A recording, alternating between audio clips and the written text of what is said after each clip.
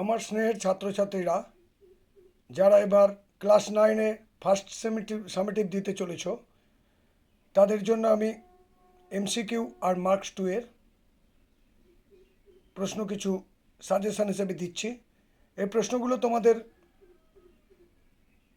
একদম sure shot হিসেবে গণ্য করেছি এবং সেই প্রশ্নগুলো আমি দিয়েছি।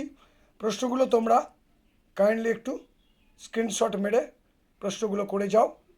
এই সমস্ত প্রশ্নের উত্তর আমি দিতে পারিনি, যদিও আমি শুধু এমসিকিউ এর উত্তরগুলো দিয়েছি, আর মান 2 এর প্রশ্ন কটা যেগুলো ভেরি ভেরি ইম্পর্টেন্ট এই বছরের জন্য, সেগুলো আমি তুলে ধরেছি।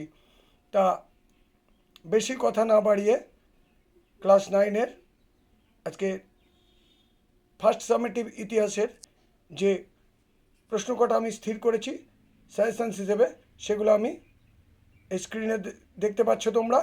তোমরা একটু স্ক্রিনশট মেরে নিও। তার সাথে সাথে আমি একটু তোমাদের প্রশ্নগুলো বলেও দিচ্ছি। 1 নম্বর প্রশ্ন, সোশ্যাল কন্ট্রাক্ট গ্রন্থটি কার লেখা? উত্তর ফরাসি দার্শনিক রুশো। 2 নম্বর প্রশ্ন, দ্বিতীয় জাস্টিনিয়ান নামে কে পরিচিত ছিলেন? উত্তর নেপোলিয়ন। 3 নম্বর, ব্রান্সউইক ঘোষণা কবে জারি হয়েছিল? উত্তর 1792 সালে। 4 নম্বর প্রশ্ন, টিলজিটের সন্ধি কবে স্বাক্ষরিত হয়? উত্তর 1807 খ্রিস্টাব্দে। 5 নম্বর প্রশ্ন, 1789 সালে ফরাসি বিপ্লবের সময় ফ্রান্সের সম্রাট কে ছিলেন? উত্তর ষোড়শ লুই। 6 নম্বর প্রশ্ন, আমি রাষ্ট্র উক্তিটি কার? উত্তর চতুর্দশ লুইয়ের। 7 নম্বর প্রশ্ন, বাস্তিল দুর্গের পতন কবে হয়? উত্তর 1789 সালের 14 জুলাই। 8 নম্বর প্রশ্ন, ফরাসি চার্চ তৃতীয় সম্প্রদায়ের কাছ থেকে কোন কর আদায় করত? উত্তর টাইথ। 9 নম্বর প্রশ্ন, কনফেডারেশন অব দি রাইন মানে রাইন রাষ্ট্রসংঘ কবে গড়ে উঠেছিল? উত্তর 1806 খ্রিস্টাব্দে। 10 নম্বর, ফ্রান্সকে ভ্রান্ত অর্থনীতির জাদুঘর বলেছেন কে? উত্তর অ্যাডাম স্মিথ, একজন তৎকালীন অর্থনীতিবিদ ছিলেন। 11 নম্বর প্রশ্ন, কাঁদিদ গ্রন্থটি কার লেখা? উত্তর দার্শনিক ভলতেয়ারের। 12 নম্বর প্রশ্ন, ফ্রান্সের ক্যাপিটেশন কী ছিল? ফ্রান্সের ক্যাপিটেশন ছিল এক প্রকার উৎপাদন কর। 13 নম্বর প্রশ্ন, ইউরোপের মুক্তিদাতা জার কাকে বলা হয়? উত্তর নেপোলিয়নকে।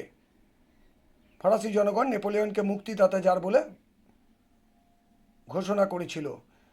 14 নম্বর প্রশ্ন, ফরাসি জাতীয় আইনসভা কবে আহ্বান করা হয়? উত্তর 1789 খ্রিস্টাব্দে। 15 নম্বর প্রশ্ন, দ্য স্পিরিট অফ লজ গ্রন্থটি কার লেখা? উত্তর মন্তেস্কু, 1748 সালে প্রকাশিত হয়েছিল। 16 নম্বর প্রশ্ন, ক্যাম্পো ফর্মিও সন্ধি কবে কাদের মধ্যে স্বাক্ষরিত হয়? উত্তর 1797 সালে অস্ট্রিয়ার সম্রাট দ্বিতীয় ফ্রান্সিস এর সাথে নেপোলিয়নের। 17 নম্বর প্রশ্ন, বিশ্বকোষ কে সংকলন করেন? উত্তর ডেনিস দিদেরো। 18 নম্বর প্রশ্ন, লিপজিগের যুদ্ধ কবে ঘটে? উত্তর 1813 সালে। এটাকে জাতিসমূহের যুদ্ধ বলা হতো। 19 নম্বর প্রশ্ন, রোবসপিয়র কে ছিলেন? উত্তর সন্ত্রাসের শাসনের হোতা বা প্রধান পরিচালক। 20 নম্বর প্রশ্ন, কনসাল কথার অর্থ কী? উত্তর রাষ্ট্রদূত। 21 নম্বর প্রশ্ন, আমার পরই মহাপ্রলয় আসবে উক্তিটি কে করেছিলেন? উত্তর পঞ্চদশ লুই। 22 নম্বর প্রশ্ন, নেপোলিয়ন মস্কো অভিযান করেন কত সালে? উত্তর 1812 সালে। 23 নম্বর প্রশ্ন, সন্ত্রাসের রাজত্বের নায়ক কে ছিলেন? উত্তর রোবসপিয়র। 24 নম্বর প্রশ্ন, জাতীয় রক্ষী বাহিনী কবে গড়ে ওঠে?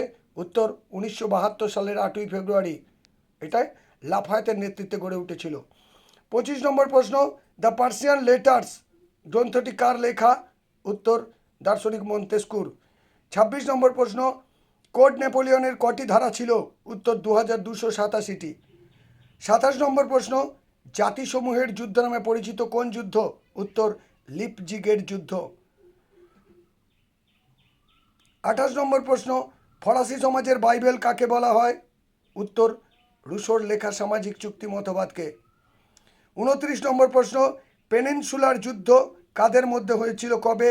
উত্তর 1807 খ্রিস্টাব্দে। 30 নম্বর প্রশ্ন, অসিয়া রেজিম কথাটির অর্থ কী? উত্তর পুরাতন সমাজ। 31 নম্বর প্রশ্ন, খুব ইম্পর্টেন্ট প্রশ্ন এবারের জন্য, লেতর দ্য ক্যাসে কি? উত্তর ফরাসি রাজতন্ত্রে একটি গ্রেপ্তারি পরোয়ানা। 32 নম্বর প্রশ্ন, সেপ্টেম্বর হত্যাকাণ্ড ঘটনাটি কবে ঘটেছিল? উত্তর 1792 খ্রিস্টাব্দের 2 সেপ্টেম্বর থেকে 6 সেপ্টেম্বর। এই প্রশ্ন কটা তোমরা খুব ভালো করে যাও। আরও কয়েকটা প্রশ্ন আমি বলে দিচ্ছি এমসিকিউ এর জন্য বেছে রেখেছি, মাত্র 38টা প্রশ্ন, এর মধ্যেই তোমরা সবকটা শিওর শর্ট হিসেবে পেয়ে যাবে। 33 নম্বর প্রশ্ন, প্রজাপতি রাজা নামে কে পরিচিত ছিলেন? উত্তর পঞ্চদশ লুই।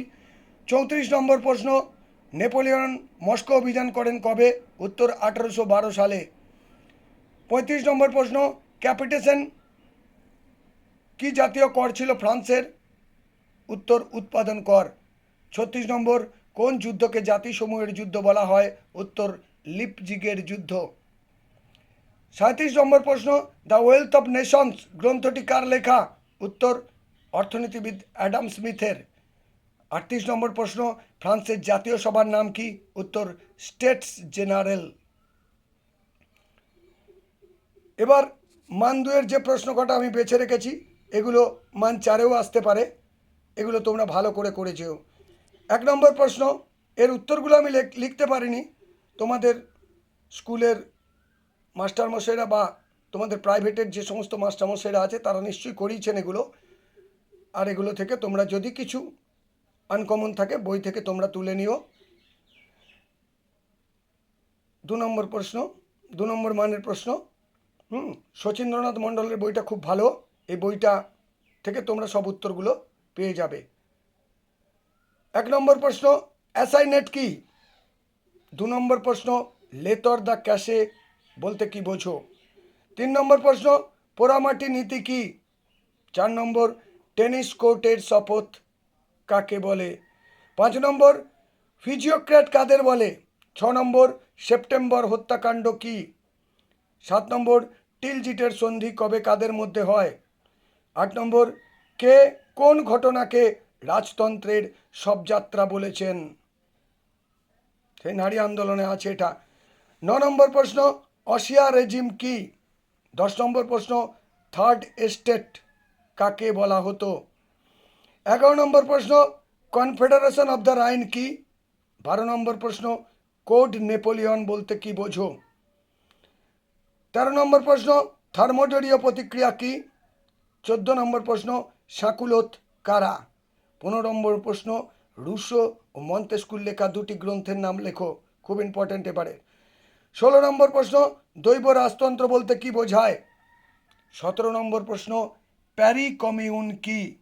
18 নম্বর প্রশ্ন, ব্রান্সউইক ঘোষণাতে কি বলা হয়েছিল? 19 নম্বর প্রশ্ন, মানুষ ও নাগরিকের অধিকার ঘোষণায় কি বলা হয়? আর 20 নম্বর লাস্ট প্রশ্ন, শত দিবসের রাজত্ব বলতে কি বোঝো?